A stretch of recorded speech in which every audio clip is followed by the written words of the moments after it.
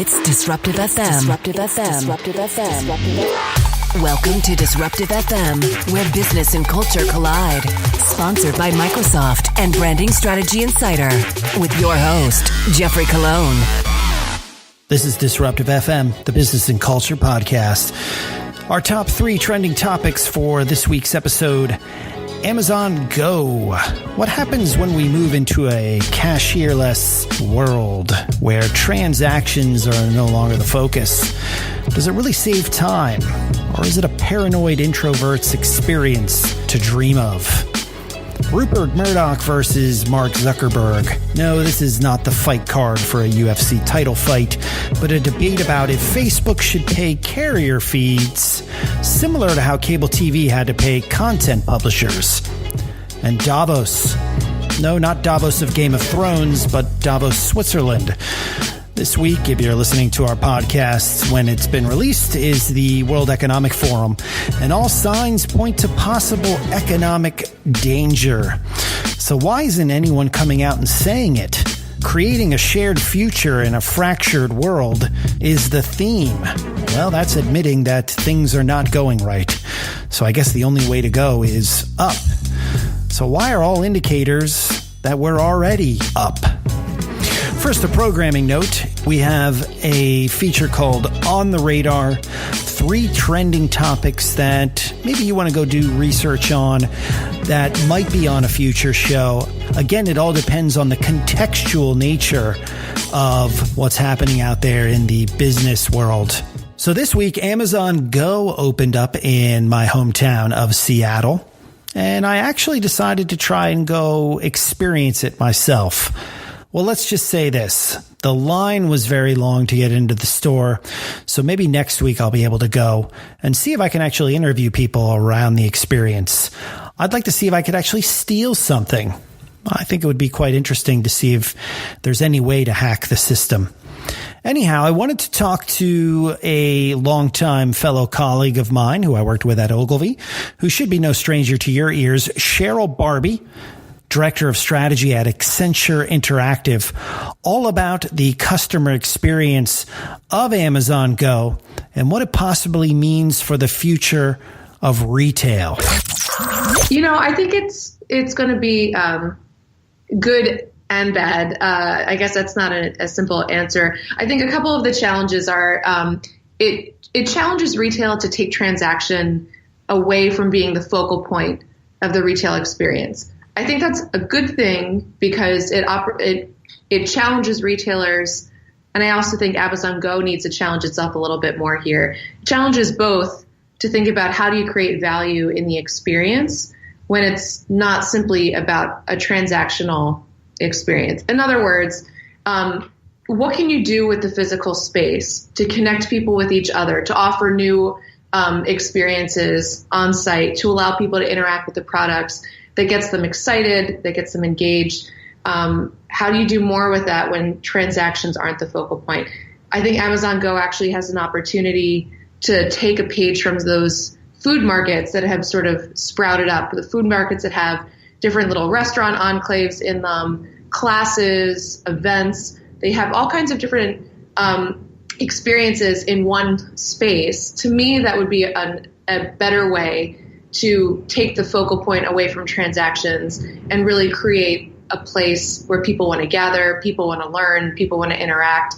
To me, taking away the pain or the friction of the transaction opens up the doorway to that type of experience. So summarizing that one point, Amazon Go, I think, challenges retailers to rethink what they do in their physical space beyond the transaction. I don't think Amazon Go has actually gone as far as they could in terms of reimagining that. Rupert Murdock and Mark Zuckerberg are throwing down. Actually, only one side is throwing down, and it's coming from the older Murdock.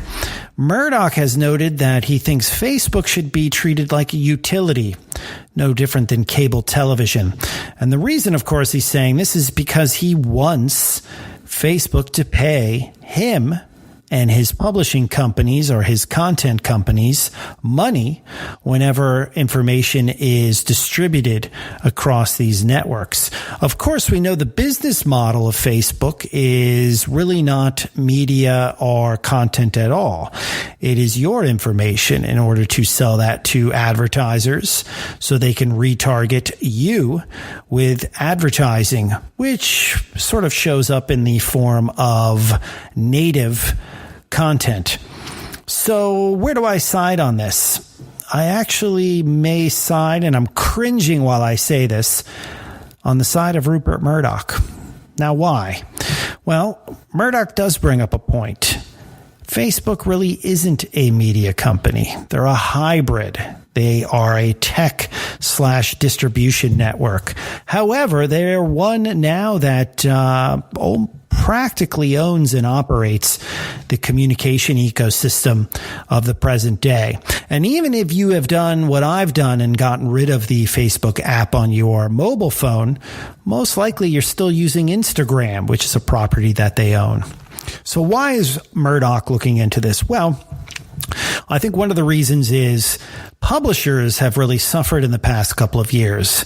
What used to give them power, advertising, has now seeped over into a new duopoly, which is owned by Facebook and Google. And if that's the case, then of course we have to be cautious of what power they sort of hold within that infrastructure, and if publishers can even pay their top people to make content moving forward.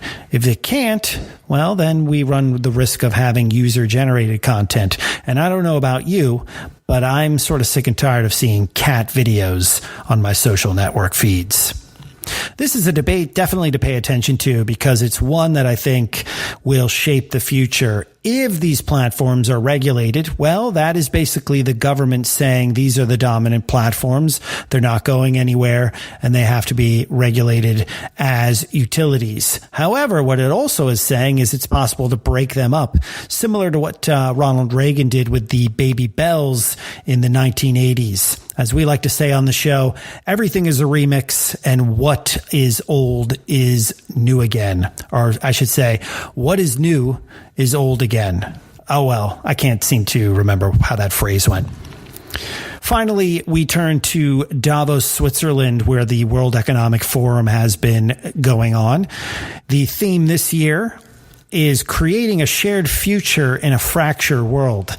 I don't know how that makes you feel, but that makes me realize that no matter how high the Dow gets when it comes to the stock market, we are not really in a world that is performing at a high rate. I think a lot of this is probably due to the fact that we have two economies that are running currently. And a colleague of mine, Jason Morabert, talked about this on a Medium piece that he wrote at the beginning of the year. You have an economy in which you have workers making money based on payroll, and then you have an economy based on investors making money off of how things basically are, how capital gains are making them revenue. And we know that the latter is very, very different from the former. So while we have these two economies that are basically moving apart from each other, well, I guess the question is, how do we bring that back together? I guess Davos is right. We're living in a fractured world with fractured bones, and we need to put a cast on the situation. The interesting thing about all of this is the fact that financial conditions right now seem to be steady, though all the signs sort of point to turbulence. One of the things that if we look at is it's starting to feel a little bit like 2006.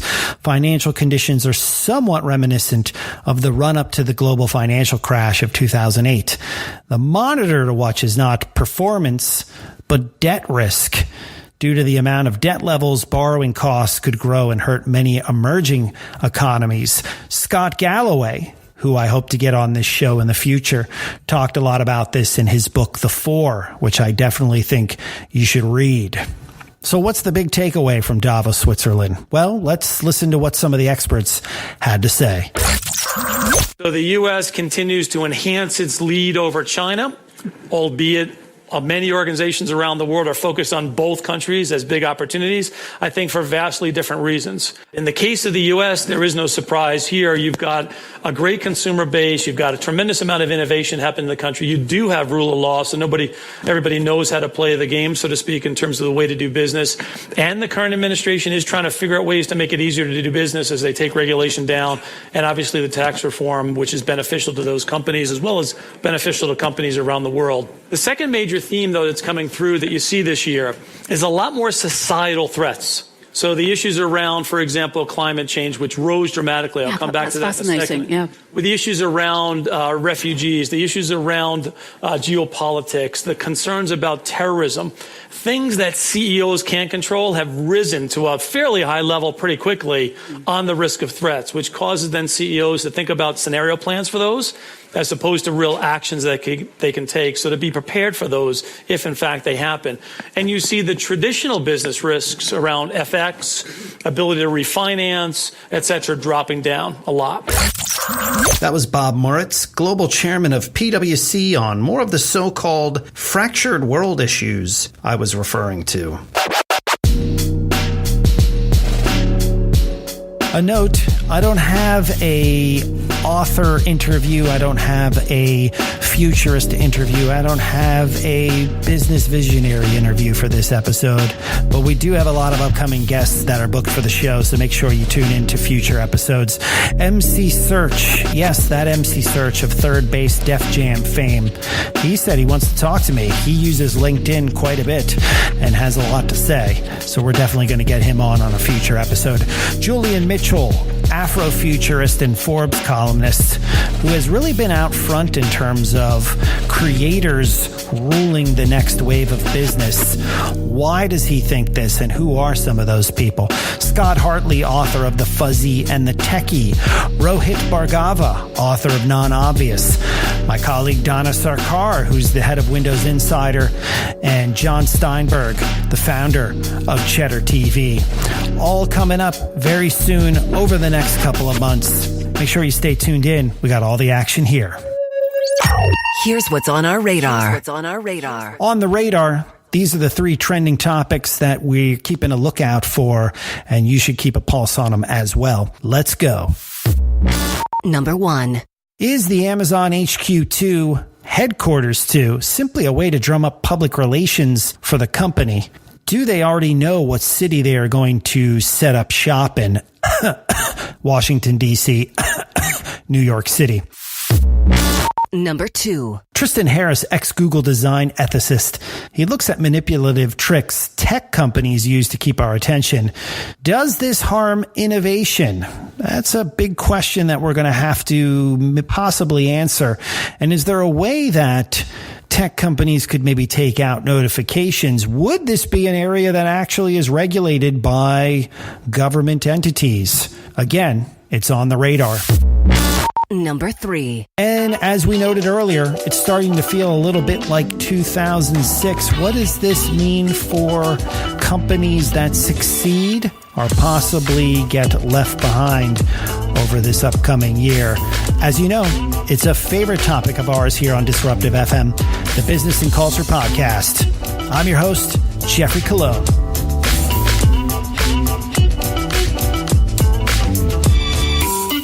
You've been listening to Disruptive FM with Microsoft Communications designer Jeffrey Cologne. All thoughts are his own. Disruptive FM is produced in Los Angeles by Feeler Media.